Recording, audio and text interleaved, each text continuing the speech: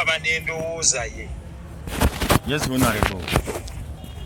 Buli omu bw'aba n'endowooza ye kitegeeza aba asazeewo wawaagwa.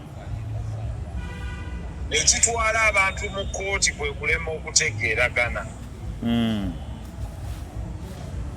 Bw'ojja eno n'ogamba nti olw'okuba Nuruddin Ntege yakola t-shirt ng'agamba nti equity for men, nti ekyo kitegeeza ya incitinga abantu. The answer is, in law, you're not only shallow, but you're also myopic. Susamo katona awo, you're not. Don't speak gwe siriko owulirize. Kale. Kubanga gwe, I saw you can't even defend yourself. Kubanga Nuruddin Ntege is speaking for the general community of the aggrieved. And by the way, for those who have a brief memory, betugamba abeerabira amangu, Nuruddin Ntege made this suggestion on Sunday at 2 p.m. Era nze ne muwa amagezi nti we should fight for all those that are aggrieved. Yes. Naye abasinga ne bavaayo ne bagamba nti the other aggrieved persons have organizations that fight for them. Yava yasalawo ne banne okusalawo nti ye ajja kujja for justice and equity for men. How then does an individual stand up that for someone setting up a non-profit to fight for the rights of abused males or abused men is a sign of inciting violence? That is a mere exposure that person's conceptualization of law is as little as a drop of water in a bottle.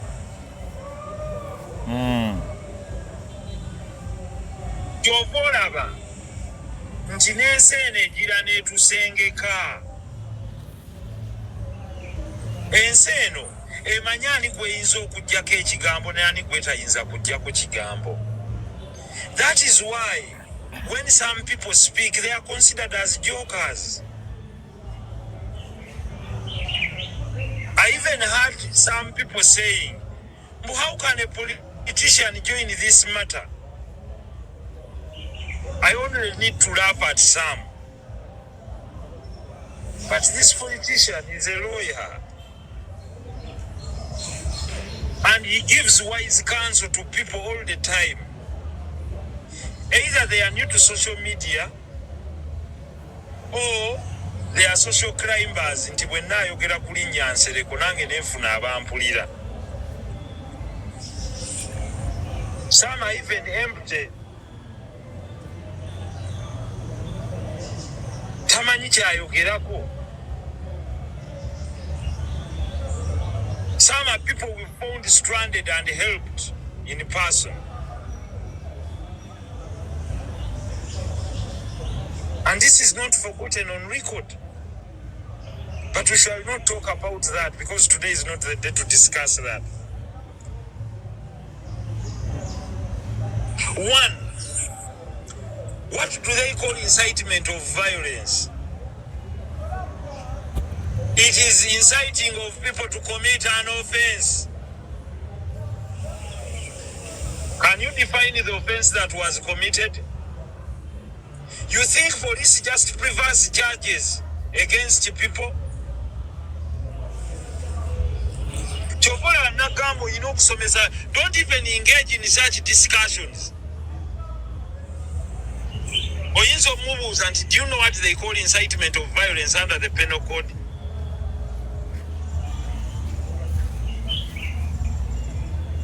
Do you know what violence is? Can you define violence? Are you saying Nuruddin Ntege has the powers to stop people who have seen a program that was run live on national televisions kubanga program ezabaddeyo zabadde live ku TV. When they interacted in the minister's office, wasn't the program live on TV? Wasn't it carried on national news? Lwaki tobuukira TV eri broadcasting ebiri? And you think people do not follow?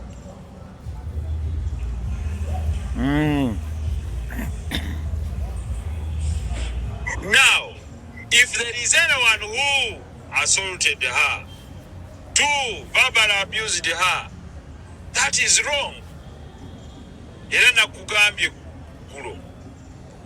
She can go and complain against that person, and the case can be open. But not to send Nuruddin Ntege because of his opinions. Now people are intimidating me.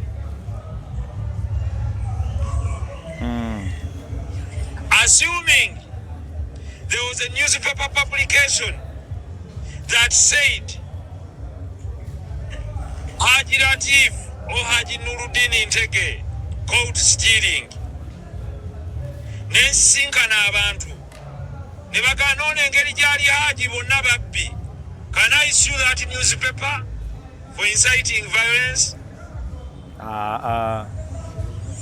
Haven't you heard the people abali kuno abamu, including some nti oyo yakoze bwatyo kuba obusiraamu bubagamba tebaziza? Yes. First of all, nga kyayogera kikyamu, gwakyogerako mukyamu, Bobye baagala ebyo. Nekyayogera mu circumstances is wrong. Because we are not discussing a particular religion. You're discussing a particular matter. Therefore, they who say they do not want to talk about the case agreed 100%. Why are they here talking about the case? The same matter. So, Boba Kolechimu, keep quiet. Continue with what you're doing. If you think Nuruddin to say is fighting for men, Chikunyize Nyoo is a form of intimidation to you.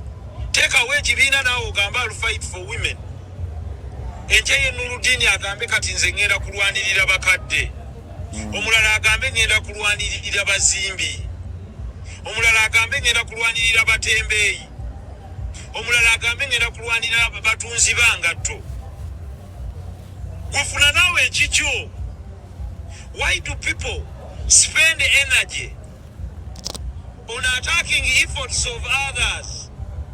Olina avayo naga, no, full figure is not supposed to comment. As who? Did the full figure tell you she's commenting as a presidential advisor? That is her title. She's a presidential advisor. Kakati bogamba nti oli presidential advisor ku byobulimi oba ku byobuzadde oba presidential advisor ku nsonga z'ekkalamojja. Bwe babawo okufiirwa nga kuli embalala ng'ogamba wano sijja kwogera engeri gye tuli embalala, engeri gye ndi omuwabuzi ku nsonga z'ekkalamojja. You condemn full figure because she has spoken something? Condemn her content and say maybe when you're too combative, you can make it better. But you have no right, not only under the law, to tell her that she has no right to represent someone. She can even stand surety for someone. She can even sue, but she can also be sued. That is why ebigambo bya full figure bw'aba abyogedde osobola mumuwaabiranga ye. Naye toyinza kugamba ngenda kuwaabira Attorney General because teyabyogedde in pursuing her official duties.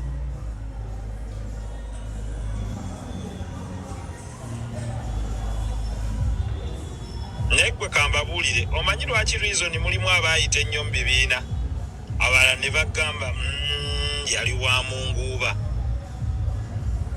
tyoyo yayitamu buyisi. Because what we are talking about, you have no right. You have a right to comment. No one has stopped you. But you have no bigger right to say this person cannot comment because I'm so and so. Fine, you're so and so, you have those big titles, you have that big ego, but you have no right to tell her,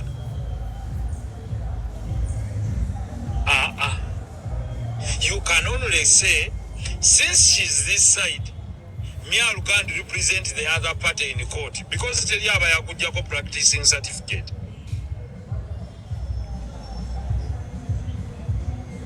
Therefore, let no one intimidate you by saying because someone was confronted by people somewhere that is you incited violence. That's rubbish. This has been out in the public domain. Did you ever say that he was omuntu ono mugambe bwoti? And that person produced that clip? You've never said it.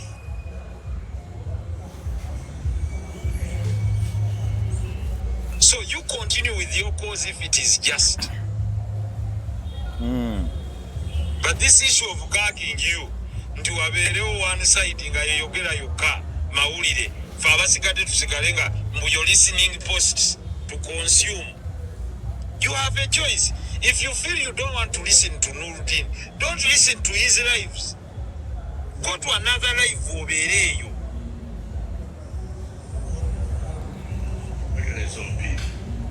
Nesebo waliwo n'abaagala mbu tuboogereko.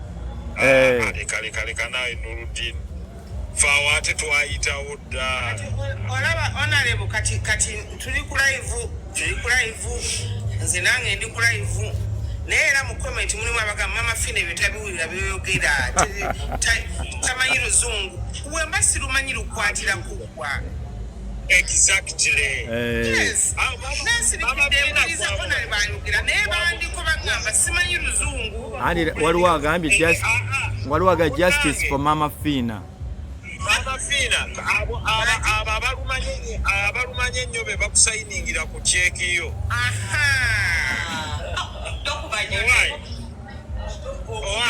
Abalumanye nnyo kye kibasuza mu myala. Be bakwogerera ne ku passport office be basoma ne plans enjuuyi. Era be bakwata empapula ez'okujjuzaamu abaana bange okusomera e Bulaaya n'embeera nga nza ali ku mpapula z'abaana bange be bakola ku byonna. Mama Fina weetuulire. Omanyi lwaki njagala weetuulire? Owaayi. Pulezidenti w'e China tayogera lusungu mu nkiiko. Naye pulezidenti ow'ensi nga Kenya ayogera oluzungu lungi. Ani awulaani? Oli atalumanyi. Abasajja be Saudi Arabia ogenda okubatuukako newankubadde balumanyi bakuddamu mu Luwarabu. Naye osanga bazze kwewola nga bali mu layini mpola. Kaakati kituufu Mama Fina lulimi ayinza okuba talumanyi nnyo. Naye naffe tumwenyumirizaamu nti Oluganda alumanyi. Kaakati ffe katukusiimeko ekyo. Kubanga singa ogamba omuntu wano ajja agereyo engero z'Oluganda 10 bayinza okuba nga tebaliwo bazisobola. Naye ku luzungu lwolwo olutono lwe bagamba lusobodde okutambulamu ensi zonna n'okumanyika. Nabo okubeera wano nga bawuliriza ku Mama Fina. Akati Mama Fina saagala naweerumye mutwe. Kyoli bangi bakyegomba naye Mungu tayinza kukibawo. Allahumma amin ya rabbi. Akati tudde wali Nuruddin Ntege, you've not incited anyone to commit any act of violence towards anyone. And if there is any party that feels aggrieved, egende waabe. Yes. Si kujja kuno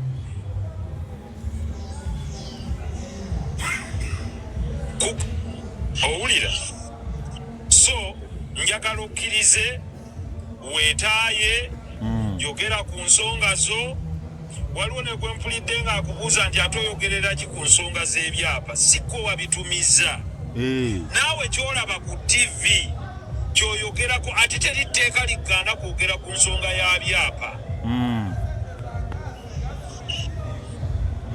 Bo bwe bawulira nti nga gwe kyoyogerako kiraakinga substance bakole kimu gwe tebakuwuliriza. That is why we have what we call the rational measure for choice.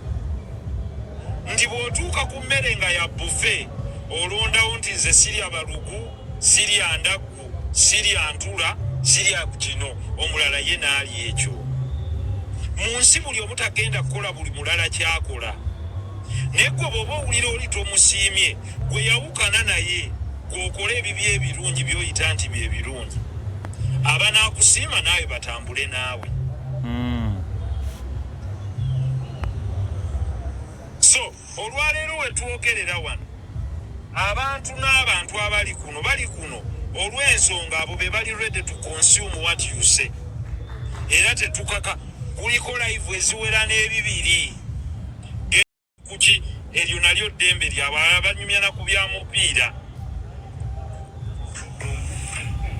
Kakati oli bw'aba awulira ng'alina great contribution tugeze nga munnamateeka ekkooti eri wali.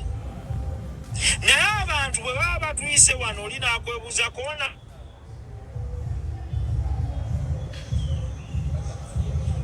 alekuti ekyapa tobyogerako goli munabyafuzi toyinza kuwabula muntu we bawandiisa kyapa. You're stupid.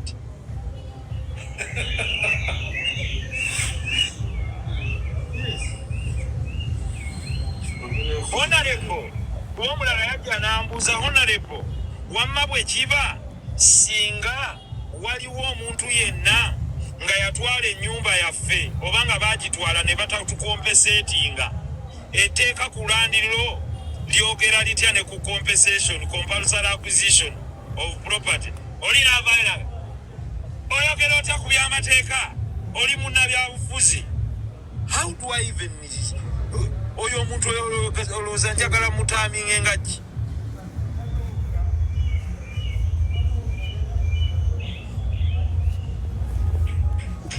Yes, even the matter can be contentious. Agreed.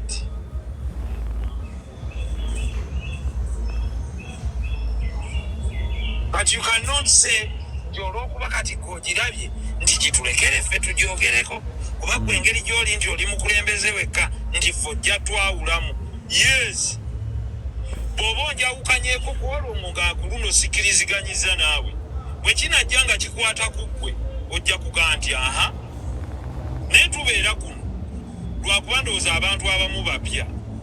Omuntu najja nagaawo nalebo tulina omusango gwaffe guli mu bya ttaka ndowooza obeerako bulijjo. Honorable nga mukyala Winnie Nganda naga nti baatubbira ettaka naye omusango gye guli baŋŋamba ŋŋende ate mbu sijja kwogerako okwo guli mu kkooti. Naye n'aleeta omutwe gwe awanze amagezi nga tonnaba kuwanze magezi. Sooka obala agagugenkana ky'obungi gwe gw'otoolako owenze. Kuba bw'oba oyagala okumpa amagezi sooka opime ku gago gambe nzi naye nze nnyina genkana ki agagenda okuwa kwona agage. Kuba okugaba olina okusooka okulowooza ku kyotoolako. Ky'oba okola bw'oba olina eyakuwa n'agamba nti wabula nze toola ku gaga amatono ogatte ku gooli omuwabule. Naye ate ojja owabule nze ndowooza nnyina akammala. Therefore, Nuruddin Ntege, my brother, Yes. Without cast of doubt or fear. Eh? Yes. Ebikolwa byonna tebikolwa era tebijajinga gye bijajingibwa Roman statements reya okujjako nga tutunuulidde ki ekigendererwa. You've not done anything with the intention to create harm to anyone. Yes. No. You're here to spread awareness. Era abantu abajja ku live yo bebakanya ne bagatujja kukiwagira. Nze era ojjukira nakugamba ntya nze nakuwabula ntya. Wangamba obwenkanya mu busabire sayidi zombi abakyala n'abaami. Nze ne nkugamba nti nedda abakyala balina ebitongole bingi ebibabeereddewo omusajja talina ddoboozi. In fact twasooka kukyogera gwe notasooka kukkaanya. Olwaddako n'ofuna omuntu awo gwalina nagamba naye nsula mu mmotoka nsula bwe nti bw'aba Nudini yakikoze n'okamawo n'oŋŋamba bwe kiba bwe kityo kirabika abantu gye bali bangi abanyigirizibwa. Akati n'otunuulira omuntu ayimirira ajja akange gwe tebakola bwe bakutwala bamanye nti wendi nnyo tebamala na budde banguwe badduke mangu wendi nnyo. Andi bali balowooza amateeka wendi nnyo olina ne ttiimu y'abalooya abalala 8 ate ababo bajja kwekubyamu emirimu 10 oba bakiwulire ekyo ekikuba gye basajjira tebabimanyi.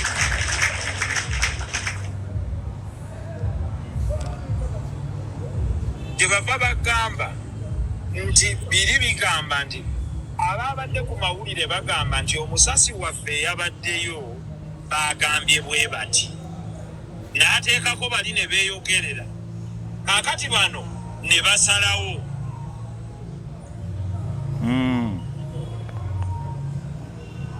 Eyo public reaction.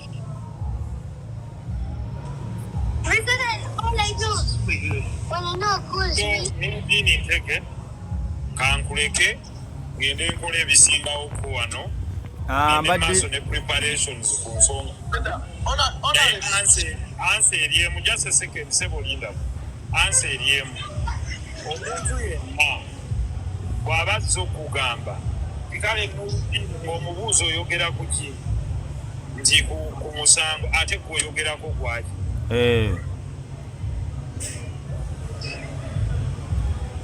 Nti gwe Nudini oli influencer gwe n'omubuuza ate gwe oli ki? Gwoliki. I rest my case. Kakali honorable. Ekisooka nkwebaza obudde ne nkwebaza kubanze kyokola nga nze nkitwala nti oli mu kwagala kulaba ku bwenkanya mu ggwanga lino. Oli mu kwagala kulaba nti obwenkanya. But what time is our match? What's the time now? You start the meeting where you. Hey, hello? Go ahead. Honorable Ulira. Egenda masula. Kati oli agamba nti mwambala mutya t-shirt za free Hajji. Abantu bayambadde free Hajji. Temulabanga muli bakyamu nnyo. Anti Ulira. Ato oyo omanya oyo either obwongo bwe buli bukola short term thinking. Talabanga k'abantu bagamba free our people. Takirabanga. Tabalabangako. Takirabanga. Mbwa oba weefudde kooti. Wagendangako na muko. Woyogedde gwogambye kooti nti kati mute.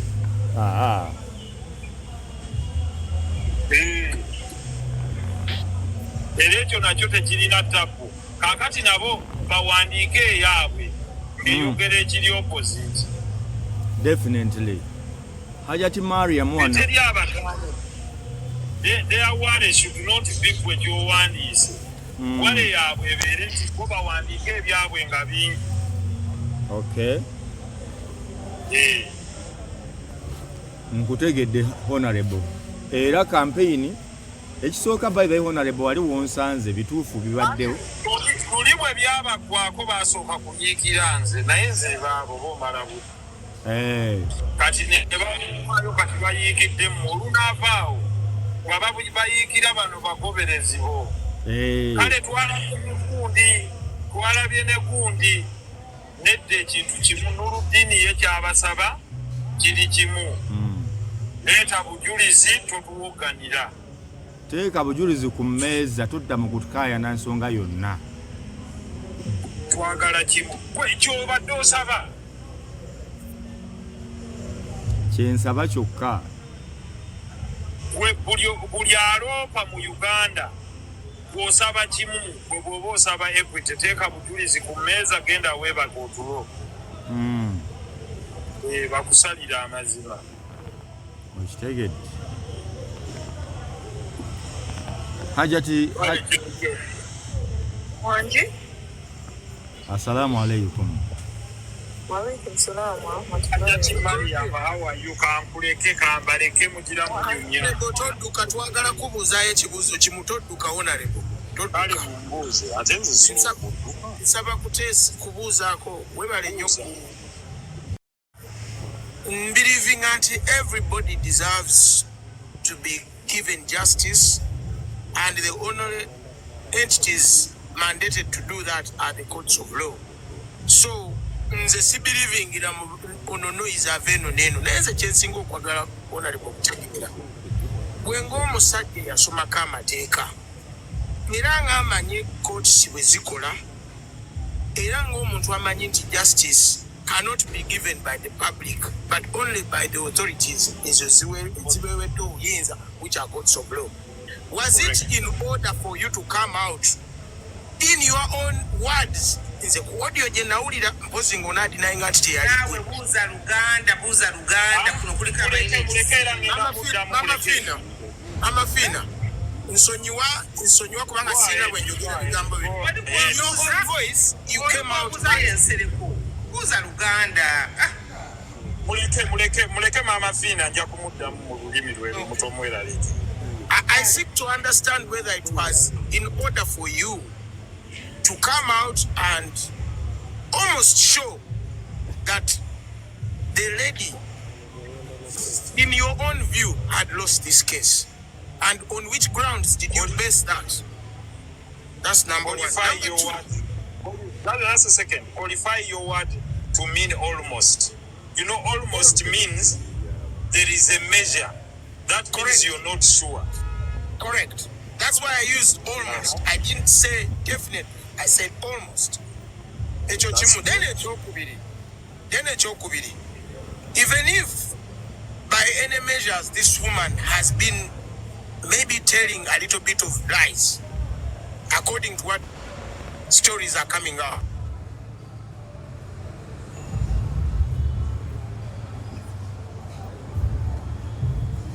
Molested or defiled, do you think she deserves to be heard or she deserves to be punished by the public? Can I respond to you now? Yeah, you can I'll start from the latter. Does she deserve the right to be heard? Of course. Article 28 of the Constitution. You understand? The right to hearing is to everyone. The right to be heard is enshrined in our Constitution. Every person who has a complaint, or who feels aggrieved, can petition court to be heard. And therefore I agree, definitely she has all the right to be heard. Just like the accused has the right to be heard. Do you also agree? I definitely started by saying that both parties deserve justice, or the three parties in that case deserve justice. Thank you very much. So, lifting the lead of that principle, we go back to the first question that you posed. One, as to whether you think that I had given judgment to her. The answer is no, because there is already contest in court.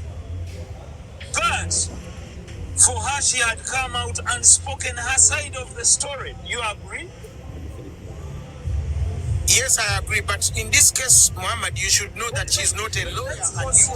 Let's go slow. Let's go slow, my brother. She gave her side of the story, correct? I agree 100%. And because she gave her side of the story, she wanted to hear feedback from us. True. Some of us were courteous enough to go and hear the other side of the story. Correct. Have you made that effort to do that?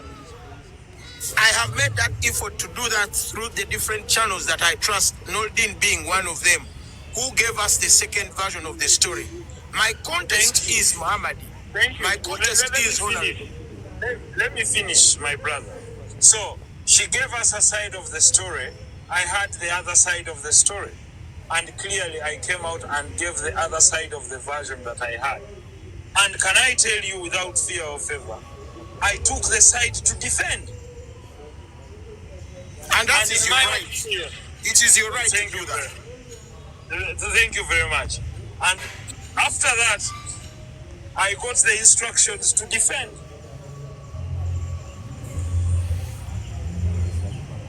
I'm listening. And I'll pursue the line of defense. Now, for you as a bystander in this case at the moment, you're right. In pursuit of law, we are all servants of court. And our desire is to pursue justice to the final letter. In pursuit of justice, we want justice not only to be seen to be done, but also to be what? To be done. Therefore, justice to the victim, justice to the complainant, and justice to the accused. And how do you dig out justice? I hope you have some level of knowledge in law, or you providing evidence, concrete evidence. By providing what? Concrete evidence. I thank you for that opinion. And what we are waiting for is evidence.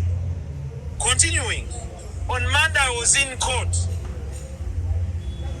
And that's what they exactly said. That we are in short of evidence, we are still gathering more. All right?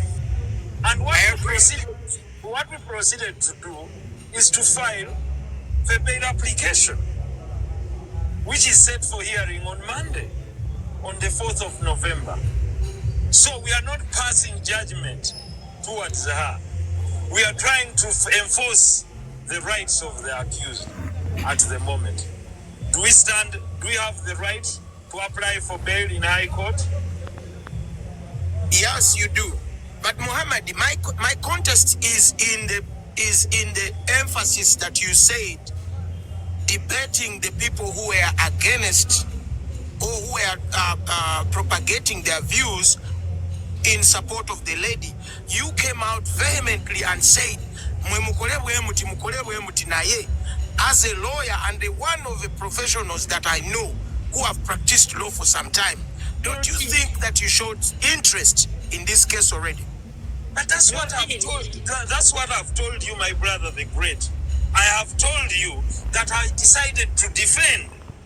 By telling you that I've decided to defend, then there is another side that talks that it will prosecute. So that's not a question. We're muting. We're engaging in legal language. So there is one who has decided to defend, and another one has decided to prosecute. Unfortunately, you believe also that is why a matter is in court, because there is a contest. And the contest is in both opinion and in fact. And not only in fact, but there is also a dispute in law. And that's what takes us to a lower court. To argue facts, to argue law, and to argue opinion. And the reason is that you either persuade one based on the evidence that you have, if you're the prosecution, to prove your case and prosecute it beyond reasonable doubt. And what we have to do, Mr. the Great, I'm sorry I don't know your other name, what we have to do is that we only have to prepare our defense. Now, what happens is what is ensuing in the public. What is ensuing in the public is that the media has continued to carry on the story. And the story, unfortunately, goes beyond what is in the domain of court, which is defilement. It has gone into fraud, it has gone into the other crimes. And that is not within my jurisdiction. If the minister in charge of children affairs and the minister in charge of youth and children affairs, in his own wisdom, said he would call the families of the other gentleman and the lady and put them on camera to argue their case, that has nothing to do with me. What I'm most interested in is, do you have some evidence that you're bringing forward? Probably. Is there any wise counsel that you have brought for us on this platform? Probably that's what I'm looking for you, Mr. the Great. Okay, Honorable, in the interest of everything, the rest would be your opinion, and I cannot gag your opinion, because your opinion is your opinion. All right, Mr. Honorable, I agree. Yes. From this conversation, at least you are showing that you would respect the courts of law to adduce and bring evidence against whoever is, and justice to prevail for all the three, where the victim actually is key because she is a minor. Do you agree? Listen, the Great, I do agree. Listen, the Great, you're emphasizing a fact that is judicially known. By the fact that I carry a PC, a practicing certificate, and I practice before the courts of judicature, that means I'm a servant of court. And what am I enjoined to do? My duties and responsibility is to abide by all the decisions of court. All decisions of court are binding to me. And those that I feel that I'm aggrieved and probably not satisfied, then I have the right to challenge through the known legal procedure.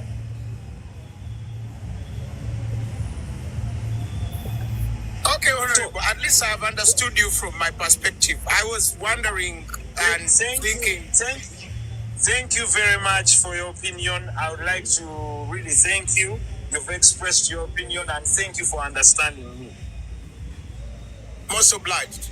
Thank you for also giving me an opportunity to speak to you. Gracias. Gracias. Prego. Debbie Lavis. Abalala. Debbie Lavis.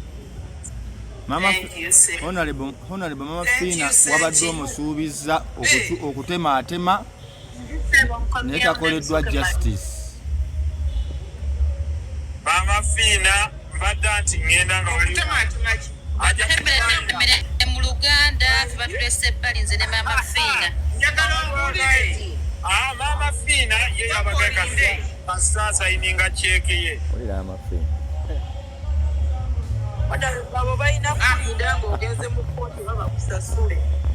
Nedda naye kaakati wali we tubadde mu tusaasire badde tuwanyisiganya luli. And you're too good to be true. Wano waliwo aligamba mbw atunda t-shirt za Mama mbw atunda t-shirt za yabadde bana ayeetaaga okumanya naye Mama Fina needs justice. Mwe temusobola kwogera luzungu olwo lukambwe bweru. Abitegeera no Mama Fina Nze mpuliddemu yes. Mama Fina owulidde ekigwe wamma mukwano. Nange sigadde mabbali sibitegedde. Like wayita nnyo oyinza okuba wafunanga A+++++. ekyo tekiriiko kubuuza Mariam. It is like I was campaigning to be a president of America. Osengeka ensonga banaagana butani. Wagambe awo bagambe nti maama Fina buli mwezi atambula mu business class.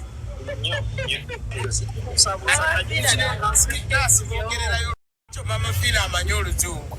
Linda akoze great mu business class. Boogera lusente si lulimi. I know. Ako kato okongeddeko nga nyongeza nenze obadde olowooza boogererayo oluzungu singa abasomesa ba English gye batuula. Ennyonyi bakimanyi bwefaanana naye boogererayo lusente lumane era bamukwata wali ne bagamba please Madam Sylvia Namutebi, yes please, your flight is on schedule please. Never muchima. Can I divert you a little bit? Maybe one more question and then I raise my case. What is your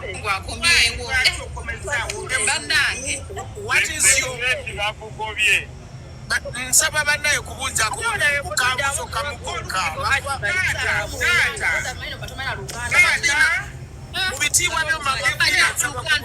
ayogera Oluganda lw'omanyi otumenye yogera Oluganda Oluganda olumanyi musooke musirikire mubabuulire mbuyiredde guleti oyo okuva emu atandise oluzungu olwo olubuto lunnuma ne Mama Fina tokubye nnyo mukikangabwa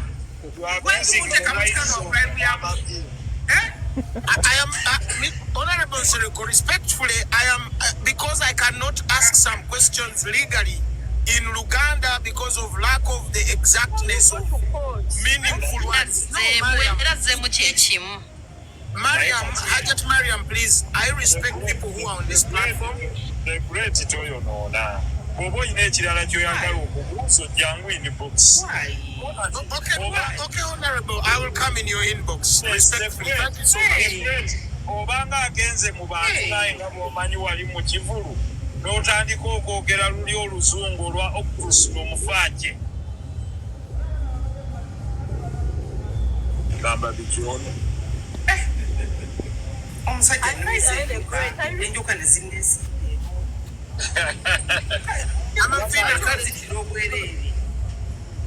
Amafina tusonyiwe okwogera oluzungu naye oluusi Oluganda lutulema okuvuunula ebigambo ebisobola okubuuza kati ate ekibuuzo nekyonooneka.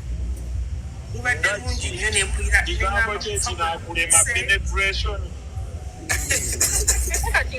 Mu Luganda penetration okyogera mu Luganda okyogera otya? Mama Fina teyakategeera. Bajja kuyamba togenda mu merits za case lekaawo. By the way, I invite you to be an observer in one of these cases. Oba genda okoleyo ko ku procondoza defilement nalabye bangi nnyo. Mbadde nina kyensaba. Badde nsaba kubeera present ku lunaku lwa kooti olwo. Kati nga mbadde nsaba honorable akwate ekisinde ekigulirayo debit ticket abeerewo nga new gundi student ayagala okujoyininga amateeka gundi no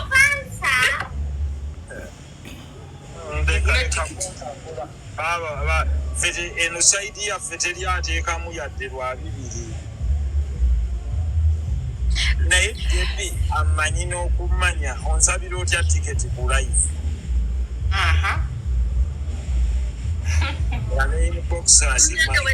wetuyise ebyaffe byonna ate njagala neeketesitali nze badde nsaba maama wange maama w'abenkima ne honorable Nsereko mukikwasaganyako ku lunaku olwo. Ekyo kiba kyalakiza leka tusooke tuyamba abali olwo tukuteekemu miliyoni kujja bulabi bulaba musango.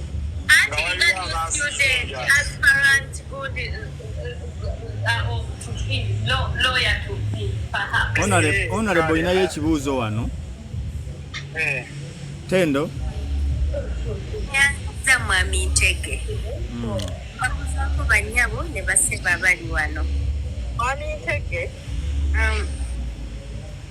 mbadde nsaba mukyala Tendo oyo asooka yeetondera obusiraamu kubanga obwedda ndaba komenti ze. Genda kwetonda kubanga era ekibuuzo kyange era ngenda kukiddamu nnyabo. No, you have to concentrate. You have to concentrate on what you're supporting. Maria Mumuleke. Muleke Maria. Temugenda kutyoboola busiraamu muconcentratinge ku musango gwammwe. Maria musooka omuleke. Amulabe bwafaanana Tendo. Bwatyo ne ku live endala. Obusiraamu aboogerako ki Tendo? Nze sirina kyenjogera ku busiraamu. Ebibuuzo byange biri bibiri. Badde nsaba bibuuza Honorable Nsereko. Onzikiriza sebo nkubuuza ebibuuzo byange. Amabuuzo oli wadde nga ate nkugaana ntya. Nyanziza sebo. Ekisooka nsaba okubuuza. Oli musiraamu oba oli practicing musiraamu? Okay, kantandikire ku ekyo nange kikusomese. Yes, sebo. Naawe oli ready okuyiga? Yes, sebo. Kaakati omusiraamu. Anti nkuyigiriza omusiraamu. Si musiraamu. Oli musiraamu kati ekyo kizeemu. Kati practicing musiraamu yaani ewuwo yakola atya? Practicing musiraamu ndaba nze ndi mukatuliki. Practicing musiraamu okusinziira ku byensoma. Ndi mukatuliki sebo. Kati omukatuliki nsomesa practicing musiraamu mpulire. Okusomesa ombuuzizza mumanyi ntya. Practicing musiraamu mumanyi ng'agoberera obugoberezi.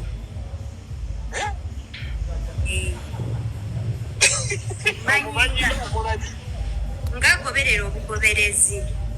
Eddiini egamba. Nga just follower. Ate omusiraamu. Luganda kati mu luzungu saagala nkikatirize nti kyekyo. Kale ogamba practicing. Nebuuza kati buuza ekibuuzo kyo. Muleke nze mwongedde abuuza nze. Ogambye practicing musiraamu yagoberera obuki? Nze mumanyi nga nze. Gwe nga Tendo. Nze nga Tendo. Akati ate omusiraamu. Omusiraamu.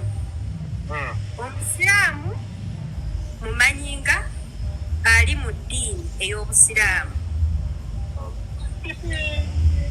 Asooka agende mu maaso Honorable, muleke agende mu maaso. Genda mu maaso Tendo. Kati ekibuuzo kyange ssebo kiri bwe kiti. In reference ku musango oguliwo kati buli omu gwakubaganyizaako ebirowoozo. Nandyagadde nscooping up n'ekibuuzo kyange ndi relating. Era with all due respect nsaba nkubuuze nti abaami abasiraamu bakkirizibwa okwebaka oba omwami omusiraamu akkirizibwa okwebaka ku mwana omuwala awezezza emyaka 14 ng'era kigambibwa nti oba it is well known nti mu sharia law yammwe abasiraamu kikkirizibwa. Ekyo ekibuuzo kyange ssebo. Nkuyambe nkuddemu. Yes, ssebo. Omusiraamu yenna afugibwa amateeka agasooka aga Qur'ani, hadisi, then ne gye tuyita ijima oba kiyasi. Then ebisengekebwa by'aba ulama. Teri mu mateeka gaffe wonna we gagamba nti togonderanga amateeka ag'ensi n'ekitundu mw'oli. Gondera abakukulembera kwe kugondera amateeka ag'ensi mw'eri. Omusiraamu buli w'alaga agoberera amateeka g'ensi eyo galimu bwe gaba nga tegakontana n'amateeka ga sharia. Sharia egamba nti mufumbize oba muwase n'okuwasa abaana nga batuuse mu stage ebatuusizza okufumbirwa oba okuwasa. Mucyo n'ebitabo byonna ebitukuvu byonna kebe Bible kebeera eki nyini egamba ng'etuuse. Kaakati bw'okozesa amagezi go ng'odda mu Uganda nti ndi mu Uganda egamba myaka emeka nti mu Uganda egamba 18 naye ate oyinza okgenda mu nsi endala ng'egamba 17. Kaakati gwe toyinza kugamba nti nze eri baamugamba 17, 16 oba 18. So nga ate waliyo n'ensi ezimu ezigamba 21. Kati gondera amateeka g'ensi eyo awo wooli.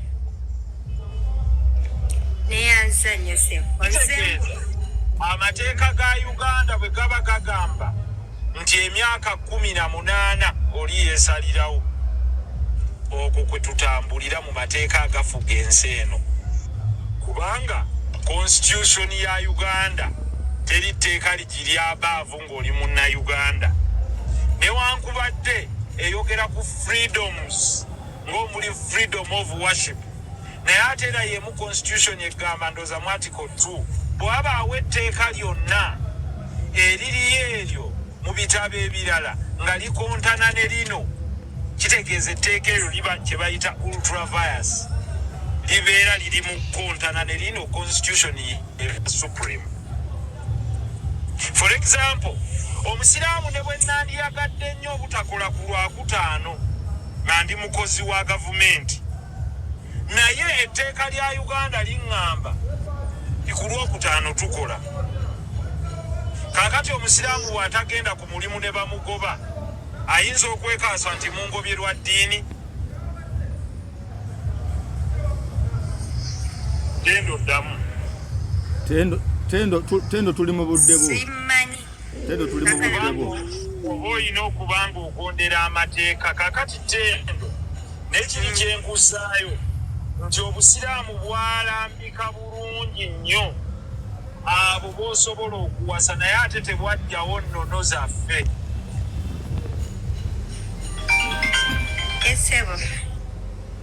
Era bw'oba otasobola kuwasa oba kuganza, ye mwana owuwo oba omwana owa mukyala wo oba omwana ow'omwami wo oba omwana atanneetuuka.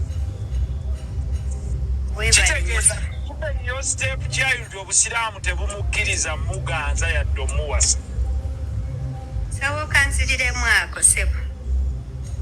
Obusiraamu tebukukkiriza kuganza mwana wo, owulira, oba mwana wa mukyala wo oba mwana wa mwami wo.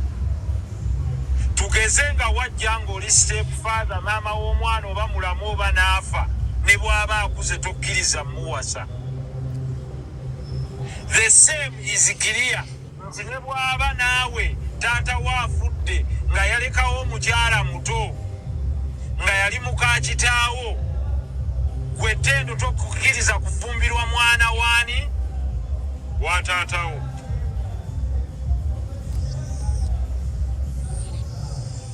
Ebyo byonna bifoolinga mu bye tuyita incest, okulya mu b'eŋŋanda bo. Kaakati Tendo obusiraamu obusonyiye by'obadde obwogerako. Puliisi gwe bwana Nuruddin njagala osembinga ebibuuzo byo gwamukola gy'obusiraamu. Abwedde abo ku byabadde abwogerako kati ategedde tagenda kuddamu kwogera byabadde ayogeranga. Ayogerera bintu byonna byayogera. Ekibuuzo mwami Nsereko gye kivudde we wano badde nina live gye mbaddeko. Musiraamu munnammwe n'agamba era yakikootinze obulungi nti omusango guno gwe tulimu okusinziira ku ddiini yammwe erambika obulungi nti mu shariya yammwe lo nti omwami okay sagala njogere nnyo ku bantu abo baliwo nti omusiraamu omusajja akkirizibwa okwebaka ku mwana ow'emyaka 17 nti kubanga aba abaliwa ng'omuntu omukulu otimi okusinziira ku busiraamu ku sharia law bwatyo bwategedde nekinnumya omutwe era badde musanyufu basanga wano nekibabuuza oyo akyogedde ayakoze ensobi oba tamanyi nkuzeemu obusiraamu butukubiriza okugondera amateeka g'ekitundu kyonna bwe tuba tuli okujjako ago bagambye nga gabuwaze nga gakontana n'obusiraamu ng'oli bw'anajja n'agamba nti kati kiragiro mulina okulya embizzi naye bwe kiba nga si kiragiro ng'oli agaye nti no please tie fe emyaka gyaffe ejja konsenti gitandikira wano bwe kiba obusiraamu tebwayogerako ku age bwayogera ku puberty stage of consent ekyokubiri nga wali bwengusiza nenkugamba nti oyo kyayogeddeko abadde takimanyi ekyokubiri tokkirizibwa kulya mu lulyo olwo oba lulyo wa mukyalawo omwana avudde mu ntumbwe za mukyalawo naawe omukyala tokkirizibwa kulya mwana avudde mu ntumbwe za mwamiwo tugeze singa omwami afa omwana we tayinza kwebagajja abadde mukyala wa taata kitegeerekeka mpulira sebo ate bitegeerekese ekyo bwe kiri era nedda African tradition edda mu African tradition baali bafumbiza abaana nga bato bwe kiri nantongo oba si bwe kiri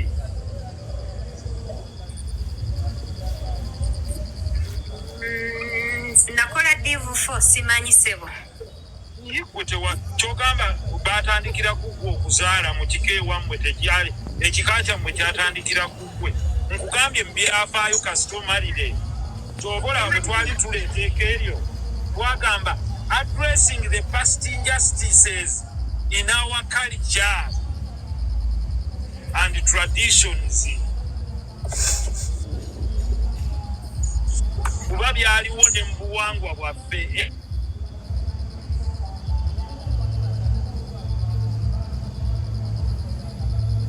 omanyi lwaki baleeta ankuwa example age of consent ey'okwebaka n'omuntu mu Bungereza ne mu mawanga agamu esukkako ku ya Uganda okukkako wansi naye eya Uganda twagiteeka ku 18 kwenkareginga abaana abawala okusigala mu ssomero baleke ku dropping out. Understood very well. Era engeri gye wakola divinity ogambye wakola divinity paper ki instead of 3 eyo gy'obadde ontwala nakola forcible kaakati divinity wasoma ku Bible si bwe kiri nagezaako wagezaako osobola okunkootingira wonna Bible we yayogera ku myaka gy'okufumbirwa teyina bati addressinga nti omuntu omukulu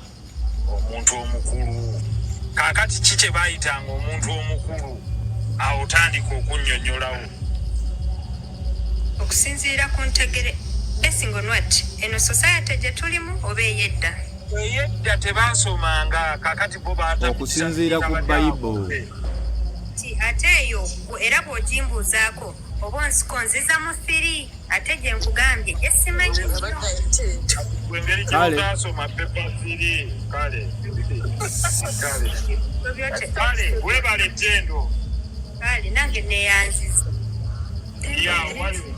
waliwo kankusomereyo ensi ezimu owulire age majority age ebyo consent akiridde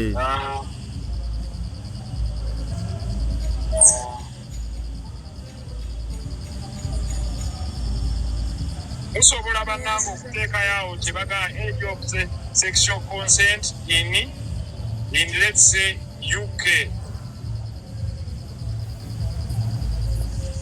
In UK, the age of sexual consent is 16. Simanyi oba kyensoma nammwe kyemusoma. However, there are exceptions to this rule. It is illegal for anyone in a position of trust to have sexual contact with anyone aged 17 who is in their care. Okitegeera? Muyinza okuteekawo awo ensi ezimu ne age ezaabwe oteekako sexual consent oba n'ogamba in Malawi.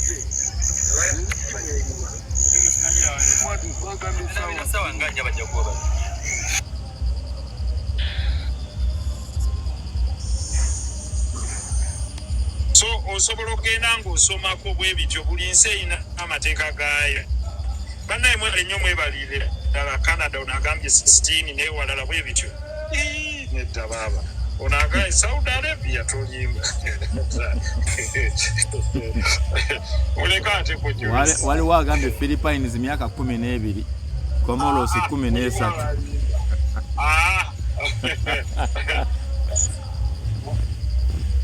Ne wabawo agambye mbokebere Ireland.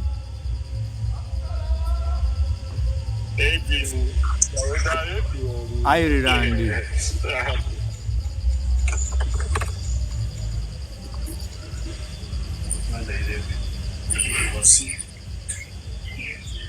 Yeah, kati waliwo ensi zonna ezakonsetinze mu tteeka ly'abaana mu nsi yonna.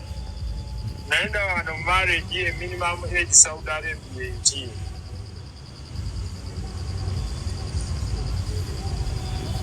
Mpozi nga bali bagamba minimum. Bannaye kambeerekereze enkola emirala mbaagala nnyo Katonda abankuumi. Honorable tweyanzizza nnyo. Nti beera kumpi ng'owulira. Muyite ono waliwo We Africa ne Hajjat Mariam mwali. We Africa bamutuleetereko bambi naye ayogereko gye tuli naye maama w'oluzungu ojangu We Africa kozesa Luganda. Mama Fina, salamu alaikum.